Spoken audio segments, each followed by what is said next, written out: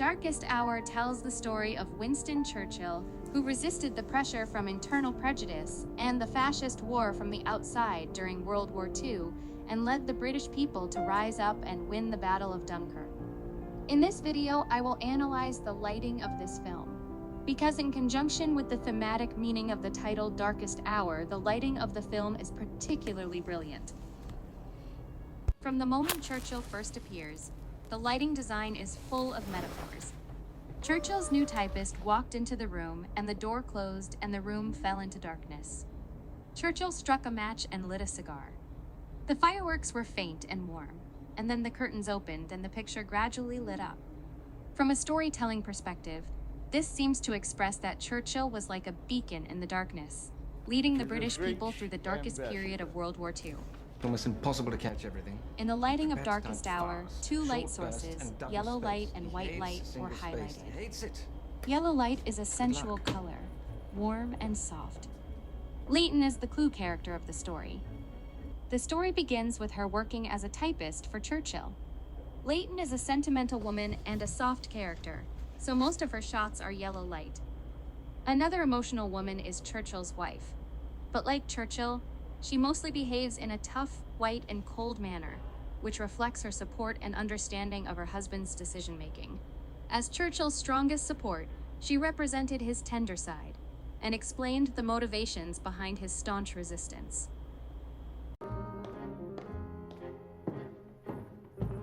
For Churchill's first tense meeting with the king at Buckingham Palace, a lighting setup with strong contrast between light and shadow is used.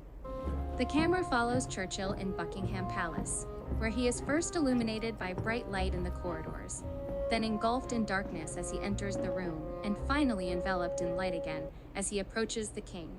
The changes in light and dark on the characters' faces as they move around will make the audience feel very vivid and interesting. When the king reluctantly appointed Churchill as Prime Minister, the atmosphere had been awkward.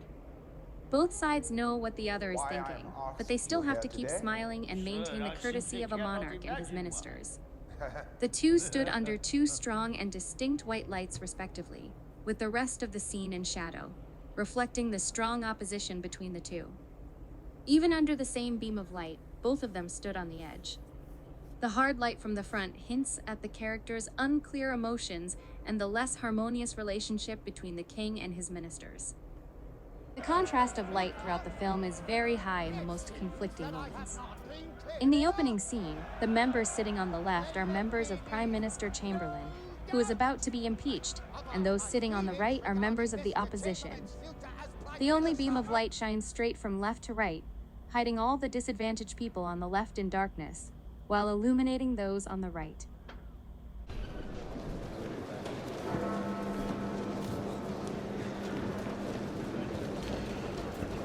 When it comes to Churchill's speech later, the light source comes from the upper right corner of the screen.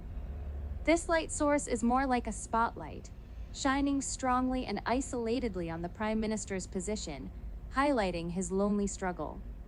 All the audience present are his opponents, and he is going to win everyone's support with this speech. After Churchill's speech at the end of the film, he finally gained support from both sides of Parliament. This main light representing hope illuminated almost everyone present, except for Churchill, who entered darkness as he moved forward. The director used such a lighting design to imply that Churchill wanted to leave hope and light to the people at this time.